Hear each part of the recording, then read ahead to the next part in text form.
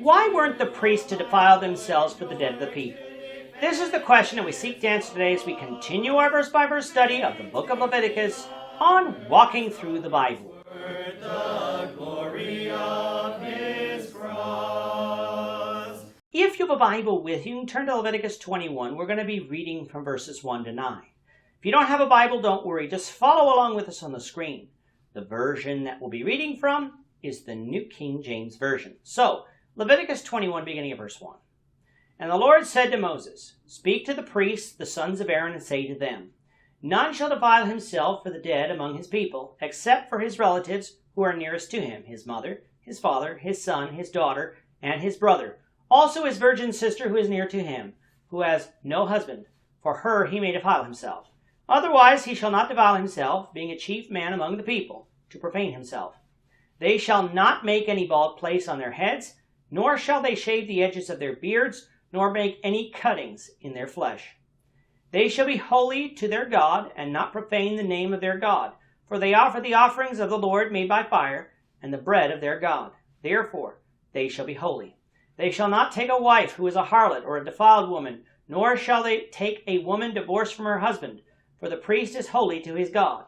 Therefore you shall consecrate him, for he offers the bread of your God. He shall be holy to you, for I, the Lord, who sanctify you, am holy. The daughter of any priest, if she profanes herself by playing the harlot, she profanes her father. She shall be burned with fire. We're now drawing near to the end of the third section of Leviticus, the part that deals with uncleanness and its removal. We've talked about uncleanness as it concerned the people, whether it's talking about meats, disease, or even sin. Chapters 21 and 22 are going to be dealing exclusively with the priests and any uncleanness that might arise among them. Verses 1 to 6 really has to do with what we would call funerals today. When we get a phone call telling us that someone has died, more often than not, if we can attend their funeral, we think nothing of it. We go to the funeral home, we view the body if such is being done, and we console the family of the lost loved one.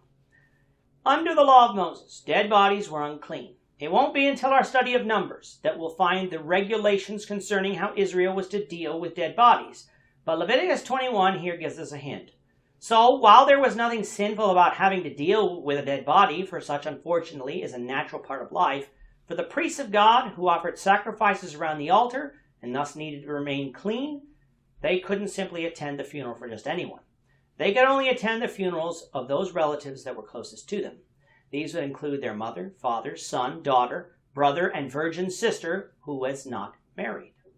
Some wonder if the priest was allowed to attend the funeral of their wife, seeing as how she is not specifically listed. By using the term relatives who are nearest to him, that would almost have certainly included his wife, especially since son or daughter was listed. Just because something isn't specifically mentioned doesn't mean it's automatically excluded. Something could be generically included if other general terms are used, as is the case in this verse. The priest, though, wouldn't have been allowed to attend the funeral of anyone who isn't a near relative, though, which would include in-laws and aunts and uncles, etc. Again, this is because they need to be attending to the altar of the Lord.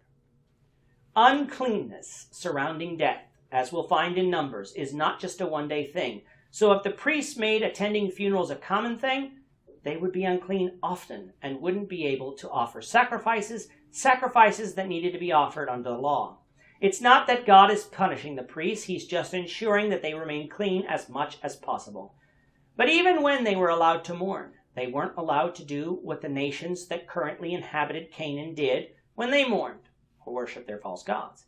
The priests weren't allowed to make bald places on their heads, shave the edges of their beards, or make cuttings in their flesh, all things that the peoples of the land did during times of mourning. Even though the people in general were told not to do these things in chapter 19, it was worth repeating, especially for the priests who worked in the service of God. Verses 7 and 9 give us other restrictions that God placed on the priests. They were not allowed to take a wife who had been a prostitute, one who had been a pagan worshiper, or one who had been divorced.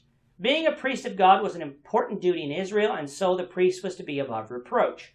What would it say about the judgment of the priest if he married an idolater, a prostitute, or someone who had been divorced?